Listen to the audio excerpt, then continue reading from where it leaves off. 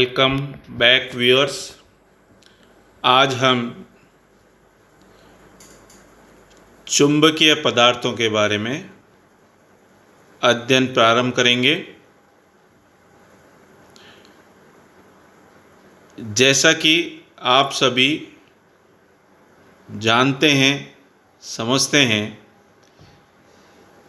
कि चुंबकीय पदार्थ वे पदार्थ होते हैं जो चुंबक की ओर आकर्षित या प्रतिकर्षित होते हैं।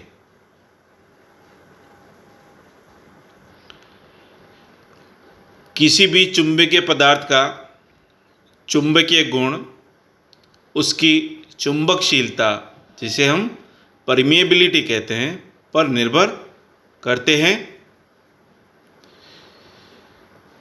अब सर्वप्रथम आज हम चुंबकीय पदार्थों के वर्गीकरण और जो विभिन्न प्रकार के चुंबकीय पदार्थों का क्लासिफिकेशन है, उनकी प्रॉपर्टीज़ क्या होती है, उनका बिहेवियर कैसा होता है, उसके बारे में अध्ययन करेंगे।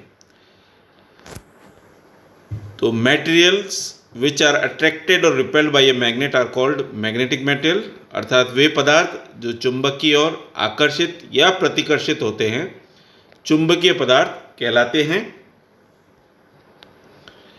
और उनके चुंबकीय गुण उनकी चुंबकशीलता पर निर्भर करते हैं।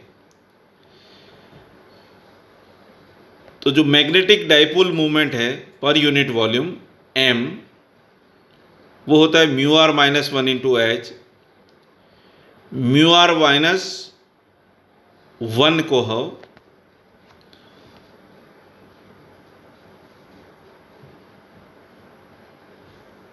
एक सिंबल जो x से मिलता जुलता है इसे डिनोट करते हैं। अब ये जो चुंबकीय पदार्थ हैं, इनका मुख्य रूप से 5 भागों में वर्गीकरण किया जाता है। पहला डायमैग्नेटिक मटेरियल या प्रतिचुंबकीय पदार्थ, दूसरा पैरामैग्नेटिक मटेरियल या अनुचुंबकीय पदार्थ, तीसरा फेरोमैग्नेटिक मटेरियल या लोह चुंबकीय पदार्थ, चौथा एंटी फेरोमैग्नेटिक मटेरियल या प्रति लोह चुंबकीय पदार्थ, और पांचवा फेरी मैग्नेटिक मटेरियल या फेरी मैग्नेटिक पदार्थ। तो ये 5 भागों में इसका वर्गीकरण किया गया है: diamagnetic, paramagnetic, ferromagnetic, anti ferromagnetic और फेरी मैग्नेटिक। अब सर्वप्रथम हम प्रतिचुंबकीय पदार्थ के गुणों के बारे में अध्ययन करेंगे। तो नाभिक के चारों ओर इलेक्ट्रॉन की कक्षीय गति एक लंबवत चुंबकीय क्षेत्र पैदा करती है। तो हम ये मान सकते हैं कि प्रत्येक इलेक्ट्रॉन कक्षा में परिमित चुंबकीय द्विध्रुवीय आघूर्ण होता है। चूंकि इन पदार्थों में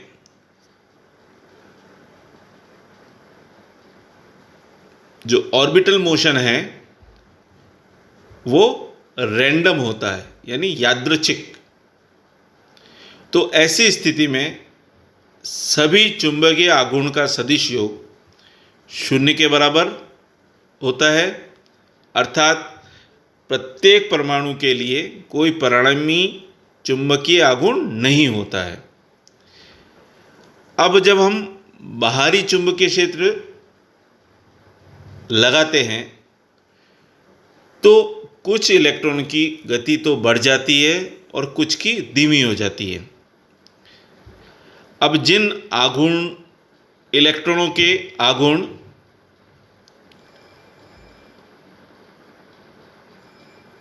एंटी पैरेलल थे, उन्हें लेंज के नियम के अनुसार उनकी गति बढ़ जाती है और इसके विपरीत क्षेत्र के विपरीत एक प्रेरित चुंबकीय आघूर्ण उत्पन्न होता है।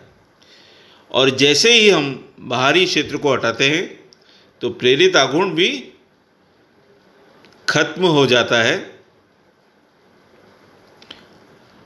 और जब ऐसे पदार्थों को असमान चुंबकीय क्षेत्र में रखा जाता है तो जो प्रेरित चुंबकीय आघूर्ण है वो बाहरी क्षेत्र की आपसी क्रिया से एक बल बनाता है, जिससे पदार्थ जो बाहरी चुंबकीय क्षेत्र का जो स्ट्रॉन्ग एरिया है वहाँ से कमज़ोर हिस्से में स्थानांतरित करता है। इसका अर्थ यह है कि क्षेत्र द्वारा प्रतिचुंबकीय पदार्थ को प्रतिकर्षित किया जाता है।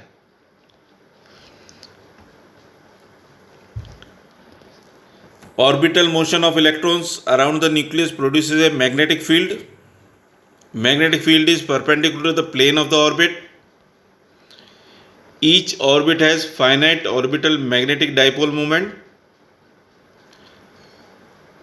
ये जो ऑर्बिटल प्लेन्स हैं ये रैंडम मैनर में ओरिएंटेड होते हैं, इसलिए इनका जो मैग्नेटिक मोमेंट का वेक्टर समय या सदिश योग है वो शून्य के बराबर होता है।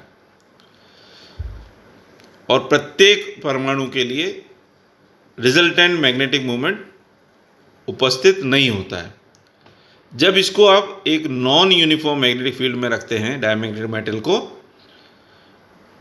तो एक्सटर्नल जो फील्ड है वो एक फोर्स क्रिएट करती है जो उस मटेरियल को स्ट्रॉन्गर पार्ट से weak part of the external field के लिए फोर्स लगाती है, अर्थात diamagnetic metal is repelled by the field.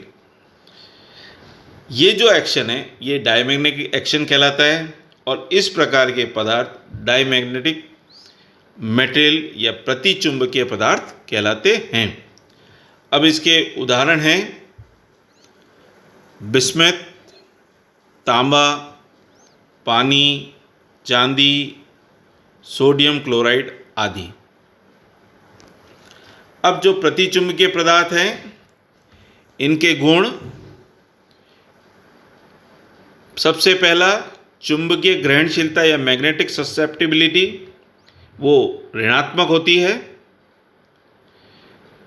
जो सापेक्ष चुंबकशीलता है या रिलेटिव परमेबिलिटी है वो एकांक से थोड़ी कम होती है। तो प्रतिचुंबकीय पदार्थों द्वारा चुंबकीय क्षेत्र की रेखाओं को प्रतिकर्षित किया जाता है और चुंबकीय ग्रहणशीलता लगभग तापमान से स्वतंत्र है, अर्थात तापमान में परिवर्तन का इसके मान पर प्रभाव लगभग नहीं होता है। अब दूसरे जो हैं अनुचुंबकीय पदार्थ या पैरामैग्नेटिक मटेरियल्स, तो इनमें कुछ ऐसे चुंबकीय पदार्थ आते हैं जिनके परमाणु या अणु में शुद्ध या नेट चुंबकीय द्विध्रुवीय आघूर्ण होता है। इन चुंबकीय आघूर्ण के जो रैंडम या यादृच्छिक अभिविन्यास के कारण पदार्थों का कुल चुंबकीय आघूर्ण शून्य होता है, लेकिन जैसे ही हम कोई बाहरी चुंबकीय क्षेत्र लगाते हैं तो जो टॉर्क उन्हें क्षेत्र की दिशा में प्रेरित करता है। फलस्वरूप जो बाह्य चुंबकीय क्षेत्र लगाया है उस दिशा में प्रेरित तुल्य चुंबकीय द्विध्रुवीय आघूर्ण होता है। अब ये जो प्रेरित द्विध्रुवीय आघूर्ण है ये तब तक ही मौजूद रहता है जब तक कि बाह्य क्षेत्र मौजूद है। जैसे ही आपने बाह्य क्षेत्र हटा लिया वैसे ही ये जो प्रेरित द्विध्रुवीय आघूर्ण है ये भी खत्म हो जाता है। ऐसे पदार्थों को जब एक असमान चुंबकीय क्षेत्र में रखा जाता है तो अनुचुंबकीय पदार्थ में कमजोर से मजबूत चुंबकीय क्षेत्र में स्थानांतरित होने की प्रवृत्ति होती है। अर्थात जो पदार्थ बाह्य क्षेत्र की दिशा में कमजोर चुंबकत्व का प्रदर्शन करते हैं उन्हें अनुचुंबकीय पदार्थ के रूप में जाना जाता है। यहाँ पे प्रत्येक एटम या molecule net magnetic dipole movement होता है। उस मैग्नेटिक मूवमेंट का जो ओरिएंटेशन है वो रैंडम है, इसलिए नेट जो फील्ड मूवमेंट है वो जीरो होता है। जब एक्सटर्नल फील्ड लगाया जाता है तो जो एक्सटर्नल फील्ड के कारण एक टॉर्क प्रोड्यूस होता है जो उसको अपनी दिशा के अंदर अलाइन करने के लिए फोर्स्ड करता है। जब नॉन यूनिफॉर्म मैग्नेटिक फील्ड लगाया जाता है तो मेटेरियल की टेंडेंसी होती है तो वो मूव करता है from weaker to stronger part of the field. तो इन पदार्थों को हम पैरामैग्नेटिक मटेरियल या अनुचुंबकीय पदार्थ के रूप में जानते हैं। अब इसके उदाहरण एल्यूमिनियम है, प्लेटिनम है, क्रोमियम है, मैग्नीशियम है, मैंगनीज है, ये सभी पैरामैग्नेटिक मटेरियल के उदाहरण हैं। Aluminium, chromium, manganese, magnesium, platinum आदि। अब इनकी गुण मुख्य रूप से इनकी जो चुंबकीय संवेदनशीलता है या मैग्नेटिक ससेप्टिबिलिटी है वो पॉजिटिव होती है और लो होती है। अनुचुंबकीय जो पदार्थ है वो चुंबकीय क्षेत्र की रेखाओं को आकर्षित करते हैं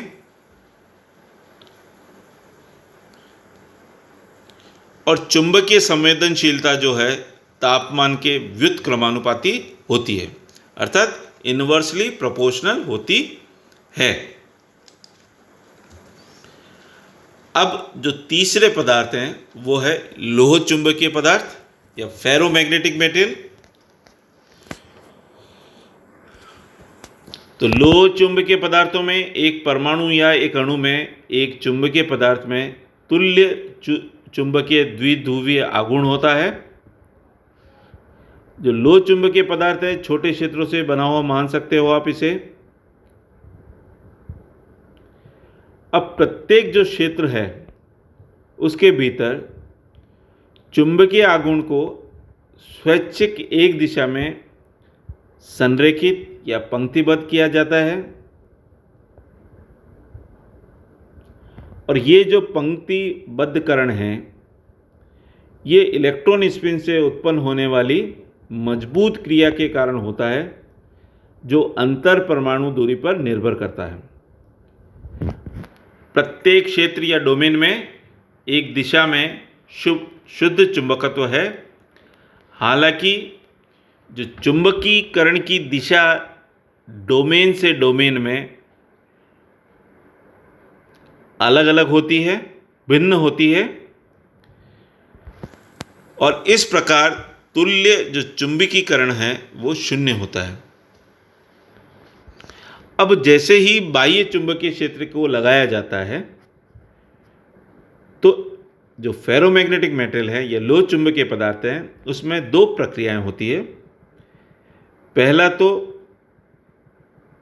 वो डोमेन जिनकी चुंबकीकरण की दिशा बाह्य चुंबकीय क्षेत्र की दिशा के समान होती है उनका आकार बढ़ने लगता है और जो अन्य डोमेन हैं वो बाह्य चुंबकीय क्षेत्र की दिशा में घूमने लगते हैं। इसके परिणाम स्वरूप जो बाह्य चुंबकीय क्षेत्र की दिशा में पदार्थ का एक मजबूत या दूसरे शब्द में कहें हाई नेट मैग्नेटाइजेशन उपस्थित रहता है। जब एक असमान चुंबकीय क्षेत्र में रखा जाता है तो ये जो फेरो मैग्नेटिक मेटल्स हैं ये कमज़ोर से मजबूत चुंबकीय क्षेत्र में स्थानांतरित होने की स्ट्रॉन्ग प्रवृत्ति होती है। तो जो वे पदार्थ जो लागू क्षेत्र या बाह्य क्षेत्र की दिशा में मजबूत चुंबकत्व का प्रदर्शन करते हैं उन्हें लोह चुंबकीय पदार्थ कहा जाता है। और इनका उदाहरण लोहा, निकेल, कोबाल्ट, एल्निको, एल्नी आदि हैं। तो net magnetic dipole moment as in paramagnetic metal, इसे हम स्मॉलर रीजन से बना हुआ मान सकते हैं। और जो प्रत्येक डोमेन है उसके अंदर नेट मैग्नेटाइजेशन एक किसी एक दिशा में होता है और डोमेन से डोमेन में इस जो डायरेक्शन ऑफ मैग्नेटाइजेशन है वो बदला हुआ होता है या भिन्न होता है। सो नेट मैग्नेटाइजेशन जो है उसका स्पेसिमेन का 0 होता है। लेकिन जैसे ही हम बाह्य चुंबकीय परिपथ लगाते हैं तो जो डोमेन बाह्य चुंबकीय क्षेत्र की दिशा में जिनका मोमेंट था वह या उनका आकार बढ़ता जाता है और दूसरे जो डोमेन्स हैं उनमें जो मूवमेंट है वो बाह्य परिपथ की दिशा में ओरिएंटेशन या अलाइंड होना प्रारंभ हो जाता है। इसका परिणाम ये होता है कि हमें बाह्य परिपथ जो बाह्य चुंबकीय क्षेत्र हमने लगाया उसकी दिशा में एक स्ट्रॉन्ग नेट मैग्नेटाइजेशन प्राप्त होता है। नॉन यूनिफॉर्म मैग्नेटिक फील्ड में मेटल की बहुत स्ट्रॉन्ग टेंडेंसी होती है to move from weaker to stronger part of the field. ऐसे पदार्थ फेरोमैग्नेटिक मेटल कहलाते हैं। Nickel, cobalt, iron, alnico, alni इसके उदाहरण हैं। अब इन फेरोमैग्नेटिक मेटल्स की चुंबकीय संवेदनशीलता या मैग्नेटिक ससेप्टिबिलिटी पॉजिटिव और हाई होती है। सापेक्ष चुंबकशीलता या रिलेटिव परमिएबिलिटी का मान बहुत ज़्यादा होता है। जो चुंबकीय संवेदनशीलता है वो इन्वर्सली यानी व्युत्क्रमानुपाती होती है तापमान के, अर्थात यदि तापमान बढ़ेगा तो इसका मान कम होगा और यदि तापमान गिरेगा तो इसका मान बढ़ेगा। तो इसमें हम मान सकते हैं कि जो पैरेलल ओरिएंटेशन है सेम दिशा में विद इक्वल मैग्नीट्यूड। तो जो मैग्नेटिक फील्ड लाइन्स है वो strongly attracted into the ferromagnetic metal. फिर है प्रतिलोह चुंबकीय पदार्थ या एंटी फेरोमैग्नेटिक। इनमें आमतौर पर इलेक्ट्रॉनों के स्पिन से संबंधित एक नियमित पैटर्न में पड़ोसी के साथ अलग अलग दिशाओं पर विपरीत दिशाओं में इंगित करती है। यह एक प्रकार की क्रमबद्ध चुंबकत्व की अभिव्यक्ति है।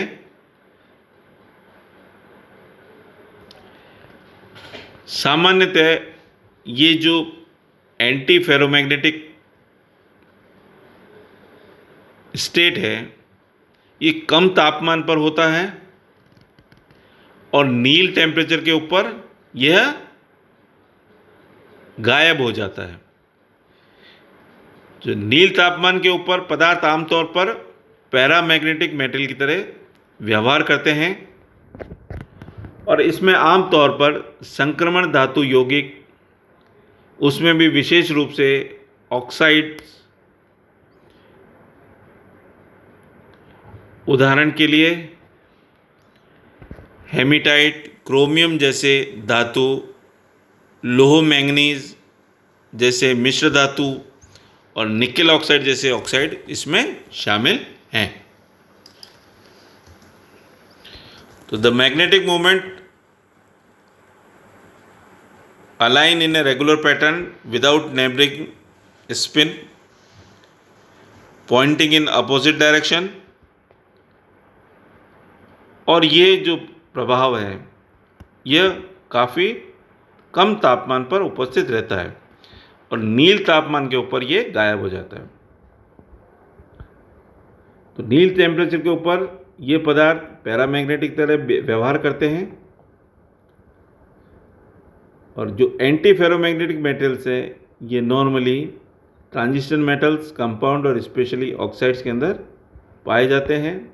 हेमेटाइट, क्रोमियम, आयरन, मैग्नीज, निकल ऑक्साइड।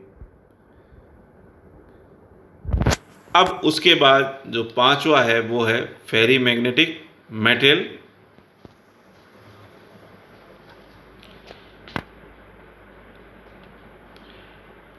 इसमें जो atoms with opposing magnetic movements as in anti ferromagnetic,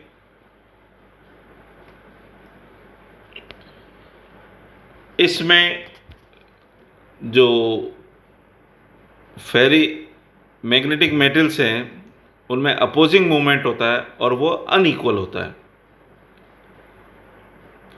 और ये स्थिति तब बनती है जब उसमें मेटल्स के डिफरेंट आयन्स हो। जैसे आयरन का +2 और +3 दो प्रकार के आयन हैं। यदि इनकी उपस्थिति है तो फेरी मैग्नेटिक मेटल का प्रभाव स्पष्ट दिखाई देगा। Magnetite and iron oxide with other elements such as aluminium, cobalt, nickel, zinc, manganese, ferrites such as PbFe12O19, BaFe12O19,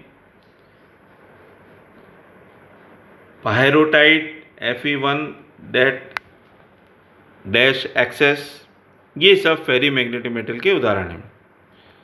तो आज हमने जो चुंबकीय पदार्थ हैं उनके वर्गीकरण के बारे में अध्ययन किया है कि हमने प्रतिचुंबकीय पदार्थ या डायमैग्नेटिक मेटल, अनुचुंबकीय पदार्थ पैरामैग्नेटिक मेटल, लोह चुंबकीय पदार्थ फेरोमैग्नेटिक मेटल, प्रतिलोह चुंबकीय पदार्थ एंटी फेरोमैग्नेटिक मेटल, और पांचवा फेरी मैग्नेटिक पदार्थ या फेरी मैग्नेटिक मेटल के व्यवहार गुणों के बारे में अध्ययन किया। इन किताबों और इंटरनेट के माध्यम से हम और अधिक जानकारी भी प्राप्त कर सकते हैं। धन्यवाद।